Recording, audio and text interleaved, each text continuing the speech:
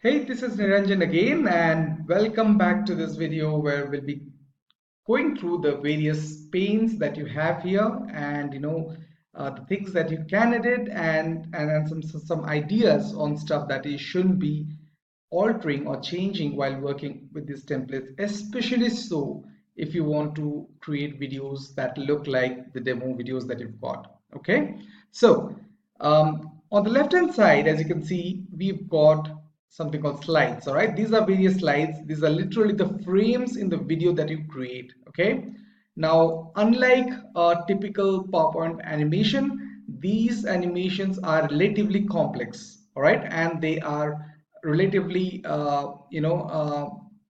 difficult, I would say. You really need to have a lot of experience to be able to create the animations of this level. All right, they are intricate. Okay, so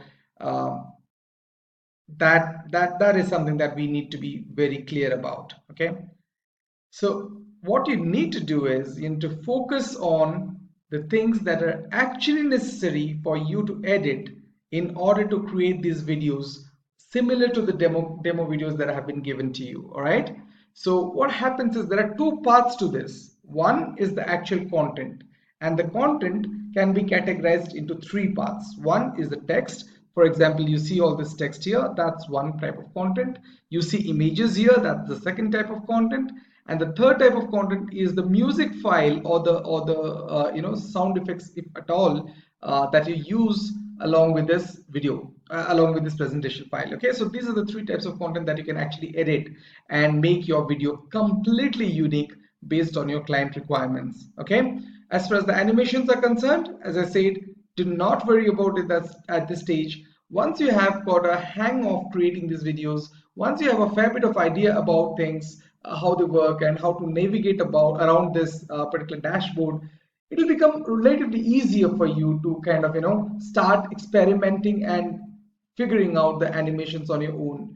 So it's a continuous process. Once you get started, it kind of it just improves as you go on. All right, so let's start with the options that we have here. One particular tab that you should be knowing about is when you go to home and go to select. Here you see the select option. Select, click on that. In this drop down, click on selection pane. Okay, so this is basically the collection of all the elements that are there in the highlighted box. Okay, in the highlighted slide. So if I go to this slide, second slide, this thing will change. All right, I may have some different pictures if I have used any different pictures over there. So let's check it out. Let me click on the second pane. All right, do you see that? Do you see how the images and the text and everything changed? So everything you see here is basically used in this particular slide. All right, so these are the elements that have been used in this particular slide. Okay, so that's something that you need to understand, and these are the options, or these are the content that you have to change. Okay, this is where you'll be spending most of the time and working on changing or altering these elements so that you can have one unique video for your client or yourself. Okay, now let me show you the other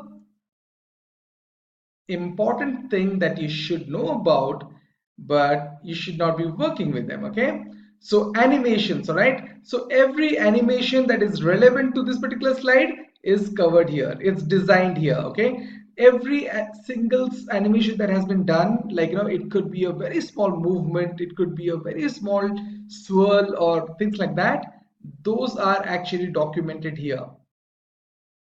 Okay, and this effort for a slide could stretch into a few hours of concentrated work. Okay, so that's the reason why I suggest, if you're new to PowerPoint, do not worry about this, because once it is there, you already have the animations in place. You don't have to worry about you don't really have to worry about having to do the animations all by yourself again. Okay, so all you can do is change this text and edit, and will be ready with the video that you are after.